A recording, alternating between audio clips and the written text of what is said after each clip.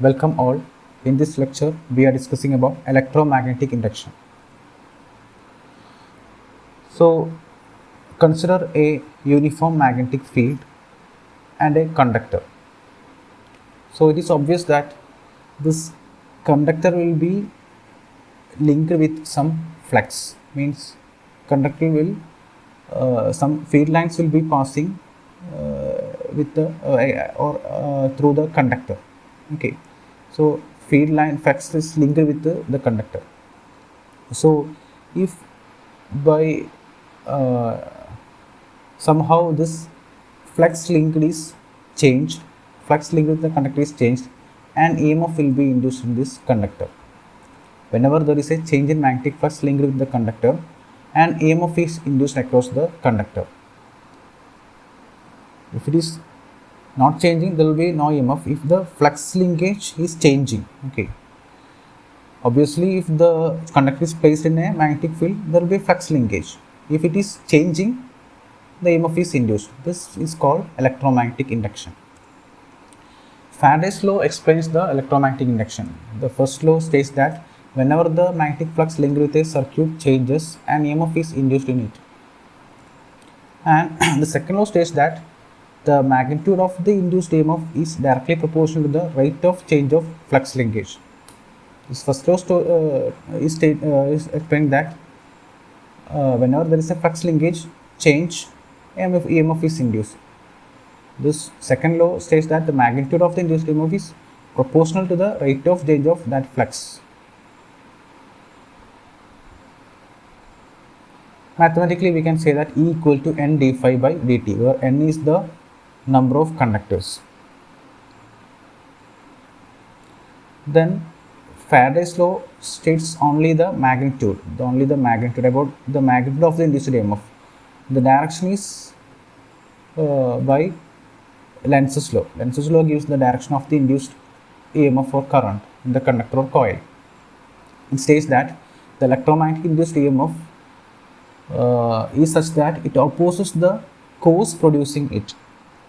Means now the cause is the rate of change of flux linkage. So it opposes the change, means there is a minus sign. Okay, it opposes the rate of change of flux linkage. So combining Faraday's and Lenz's law, we can say that E equal to minus N d phi by dt, where minus sign represents the direction is such that it opposes the cause. Cause is the change in flux linkage. Again, now we told that by any method, if the flux linkage with the conductor is changing, EMF is induced. So one method to this happen is the conductor, okay, there is a relative motion between this conductor and this flux linkage. Means either this conductor is moving or this, say, this flux lines are moving. Okay, or flux this and N or S or the force is the source of this magnetic field, the poles are moving. There will be a relative motion and there will be a cutting of this flux linkage. Means that flux linked with this conductor is changing. So if there will be EMF induced. Okay, if the flux linkage is changing by the motion, relative motion, there will be a flux linkage. This type, if the flux linkage changes by a relative motion, it is called dynamically induced EMF. Dynamically, the word dynamically means there is a motion. Okay, either the conductor is moving and field is stationary, or the field is moving. The field moving means the entire system N and S will be moving. Okay, so and conductor is stationary. Okay, in both cases there is a relative motion and there will be a cutting of flux lines. Means cutting of flux lines means there is a flux linkage change. Okay, so there will be induced EMF induced. Okay, so it is because of the motion, relative motion between the conductor and magnetic field. So it is called dynamically induced EMF. And now we can look into dynamically induced EMF more. So suppose there is a north pole and south pole, there will be a uniform magnetic field lines with flux density, magnetic flux density B. It will be uniformly field lines, okay, parallel field lines. And say the conductor is moving perpendicular to the field lines, it is moving downward, it is perpendicularly, so it is cutting perpendicularly all the field lines, so there will be a maximum flux linkage. Okay, say the velocity of this motion is v, so the conductor is moving perpendicularly, and if the length of the conductor is L meter, then the EMF induced is BLV. Okay, B into L into V. V is the velocity, B is the flux density, and L is the length of the conductor. So now it is moving perpendicularly. So if the motion is with an inclined, with an angle theta, okay, if it is moving in a inclination, okay, it is perpendicularly now moving. Unlike the moment, the perpendicular moment, if it is an inclination, it is the motion is an inclination with an angle theta, the EMF is BLV sine theta, or theta is the angle between the conductor motion and magnetic flux density, the direction of the motion and flux density. So one case of electromagnetic induction is dynamically induced EMF, means there is a relative the flux rate of change of flux linkage is because of the relative motion between conductor and field. Another possibility is there is no movement, but the field is changing. Okay, somehow the field is changing, field is varying. Okay, the magnitude is varying. In dynamically induced EMF case, the field lengths are, the field is constant. Okay, flux is constant. If the field is changing, magnitude is changing, there is a d phi, that term is changing. Okay, so there is a rate of change of flux linkage with the conductor, but there is no motion. It is called statically induced EMF. There is no motion, but the magnetic field is changing. Okay, the magnitude is changing. Okay, but the conductor is stationary. Okay, so since it is stationary, it is called statically induced EMF. It can be classified into self-induced EMF and mutually induced EMF. Okay, so it is because of the change in magnetic field, or magnitude is changing. Okay, magnitude of phi is changing. Because of that, there will be a flux linkage. D phi is changing, d phi by dt is changing. Okay.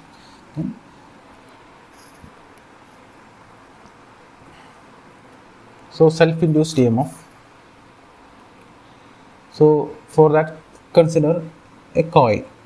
Okay, a coil with the turn N. Okay, and suppose a current is passing through this coil. So whenever there is a current flow through a coil, there will be a magnetic field around it. So we know that. So this magnetic flux will be proportional to this current. Okay, whenever there is a current flow in this coil or conductors. Okay, the coil can be considered as a conductors, number of conductors. If there is n coils, there will be n conductors, like that. Okay, if there is a current flow in coil, there will be a magnetic field, and if this current is changing, this magnetic field will be changing. So according to the electromagnetic induction, whenever the magnetic field is changing, there will be a induced EMF in the conductor. Okay, so now this change in magnetic field is because of the current flowing through the coil itself. Okay, so it is called self-induced EMF. Okay, whenever there is a field, there will be EMF induced in it. Okay, so now this change is only because the current change in current through this coil. Okay, it is called self-induced EMF.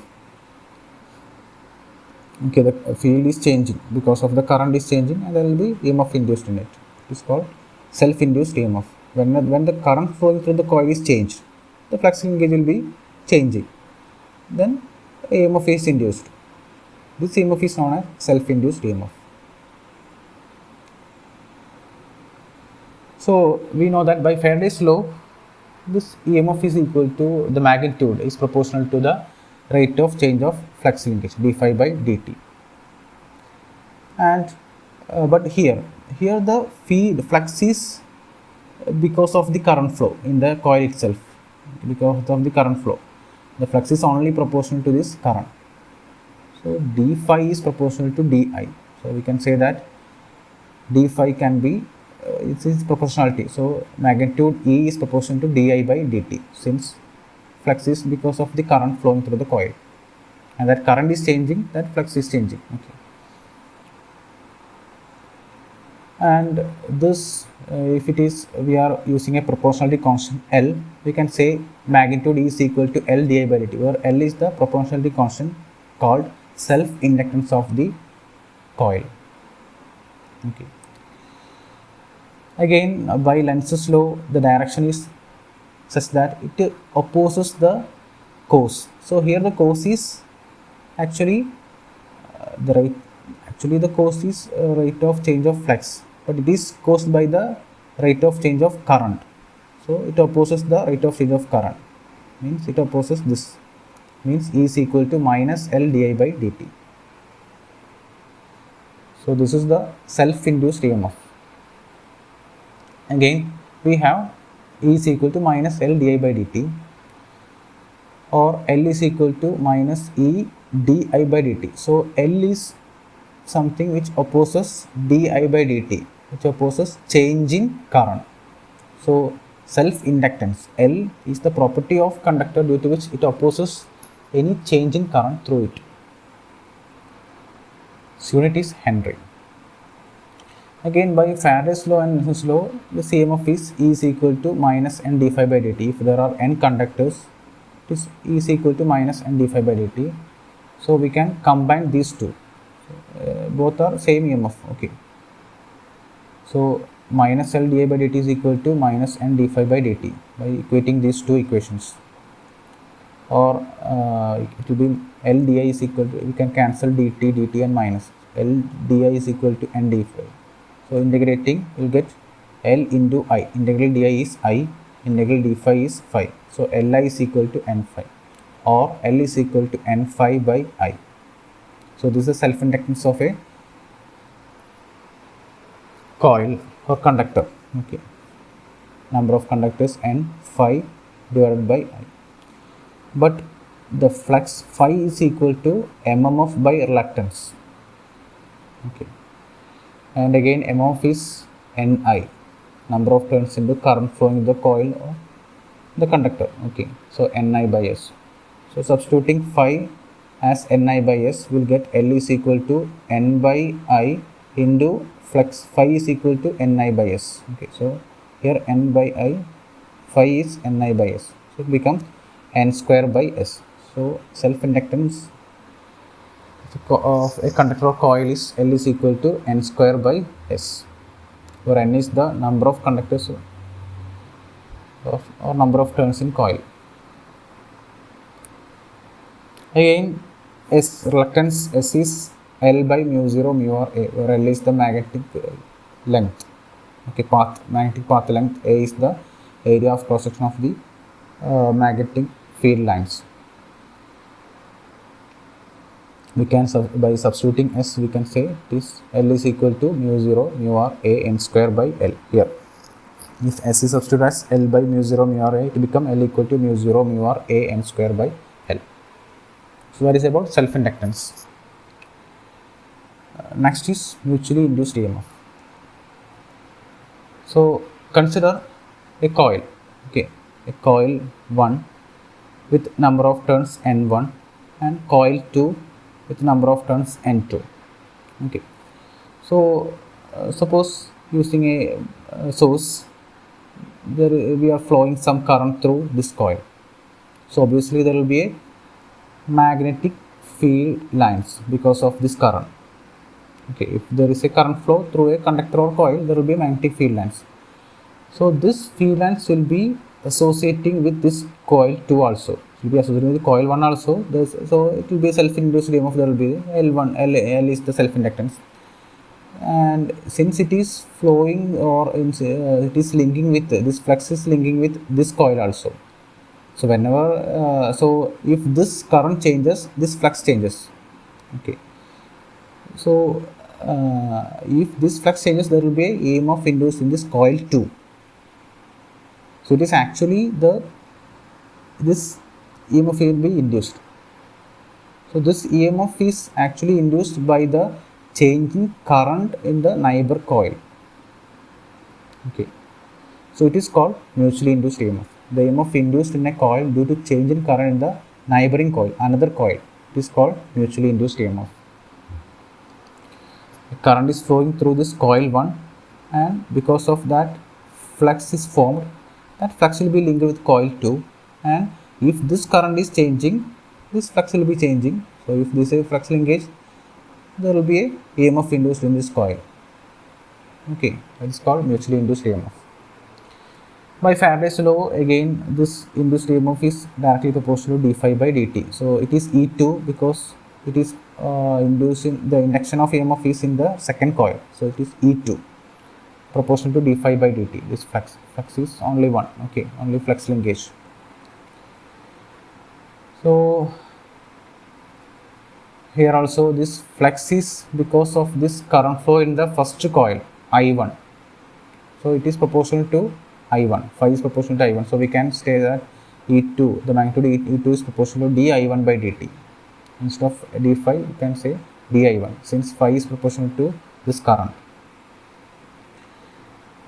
Again, we can say E2 is equal to m dI1 by dt, where m is the proportionality constant called mutual inductance, similar to self-inductance. Okay, here the EMF induced is because of the current flow in the neighbor coil, first coil. Okay, EMF induced in second coil due to the current flow in the first coil.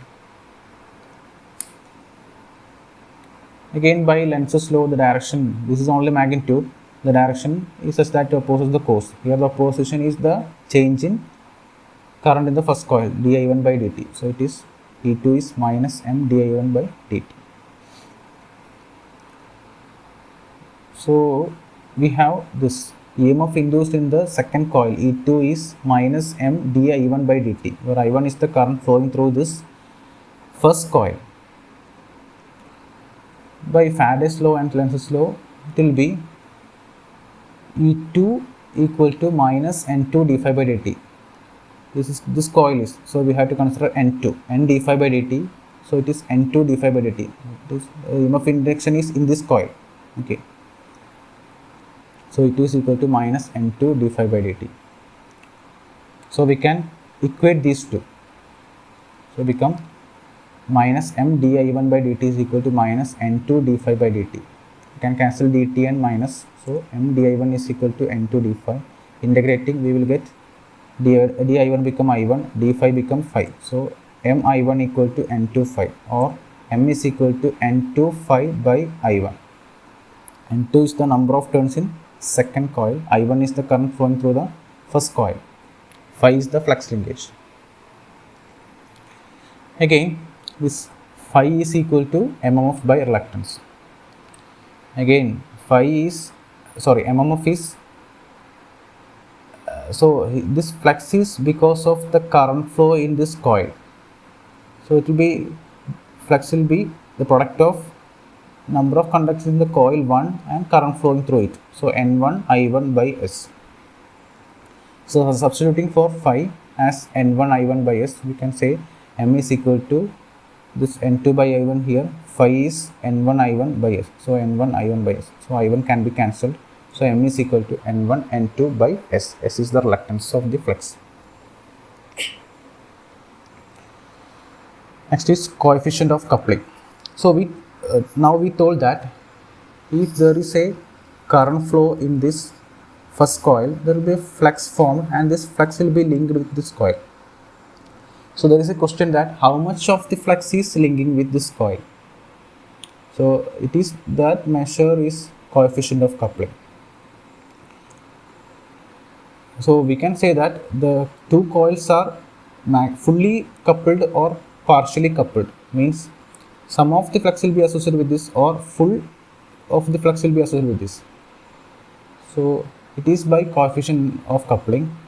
Say if L1 and L2 are the self-inductance of this coil, and M is the mutual inductance between the coils. If there are two coils, so this coil be having L in self-inductance, this coil be having a self-inductance. This is L1 and this is L2. There will be a mutual inductance between these two. So the coefficient of coupling K is termed as m, K equal to m by root of L1 by L2. Again, if the entire flux of one coil is linking with other, we can say that it is fully coupled, K equal to 1, maximum 1. Then the mutual induced EMF, mutual inductance M is equal to root of L1, L2. Or another extreme is no flux is linking. Here the entire flux is linking. Another extreme is no flux is linking. Means K equal to 0. It is isolated. Two coils are magnetically isolated. No flux are linking. The flux produced by this coil is not linking with coil 2. So K equal to 0. Means M equal to 0. Okay. So these are the two extremes. Either full flux is linking with coil 2 or no flux is linking with coil 2. Okay, so K is the extreme points of K are values are 0, 1 and 0. So K is in between 0 and 1. So that is about coefficient of coupling. So with this we can wind up this session. Thank you.